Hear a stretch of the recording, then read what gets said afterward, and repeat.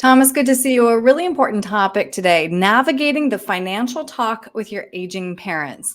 Today, we're going to discuss when you need to have this talk with your parents and what topics you need to include. First, explain the why having this conversation with your parents is so important.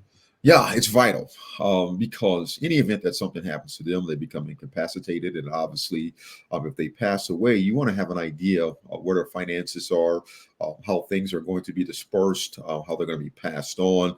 Just having an understanding of that can put you in a better position versus being, blindsided essentially. Mhm.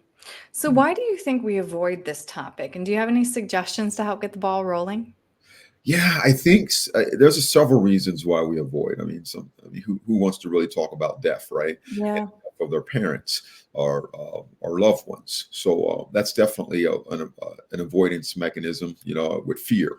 And then also, it just may just be that people are really not thinking about it. They don't think that it will happen. They think that people have things taken care of. So there's a couple of reasons why people may avoid it. And do you suggest that kids be present at the parents' meetings with their financial advisor? Absolutely. I think that we're in a very interesting period right now where we have, 10,000 people retiring every single day, and it's the largest wealth transfer ever in the history of the United States. It's important for the kids to be in the room, not all the time, but what's happening with their finances in the event that they Mhm. pass away, Mhm. and they need to know that. They need to know what mom and dad wishes are, and how the money's going to be allocated among the family. That's Mhm. really important as well. So, when you do have this conversation, you suggest including a few specific topics, Mhm. starting with their current financial status and income. Yeah, I think that's important. If they are, retired or they're pre-retirees, obviously you want to know what their income, what's coming into the home, what type of assets they have out there. Sometimes parents they don't tell the children everything, So where are some of those funds allocated? Institutions where they place those funds at. So it's important to get an idea of where their family funds are. Mhm.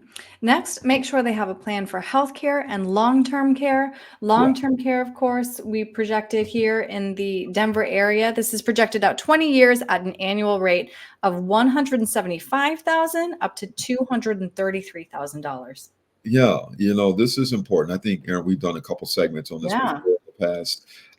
Long-term care I call it a WMD, weapon of mass destruction, because it's so expensive, and in a lot of situations, clients they won't be able to muster that bill. So you got to get an understanding of what that looks like and having some plan in place before that happens, because there's a good chance that it will happen. Can definitely be imperative and save yourself money. Many Mhm. children will actually be taking their parents in the home. So get ready for that. So yeah, definitely having an understanding of what's going on with long-term care is important. Right. And then last, make sure they have an up-to-date estate plan. Yeah, you definitely want to check that out. Are you there still? I think I lost you. Yes. Okay, fantastic. Yeah, so you definitely want to check that out because estate planning is important. Having a healthcare directive in place. Definitely want to avoid probate if you can. Sometimes probate can be a positive thing if you need to, maybe clean up some titles. But making sure that you have your wills in place, how things are going to pass along, so there's no confusion if that does happen or when it does happen with the other family members. Estate planning is vital in this process. Mhm. Mhm. Clearly an important talk. Thomas, if somebody would like to have your help having this conversation with their parents or even their kids, what's the best way to reach you? Yeah, they can reach me. They can go to my website at Martin Heritage Group, LLC.com. They can shoot me an email at info at Martin Heritage Group, LLC.com. They can also give me a call at 651-503-6064. And then I'm on all social media platforms at Martin Heritage Group. Great. All right, Thomas, thank you. Thank you.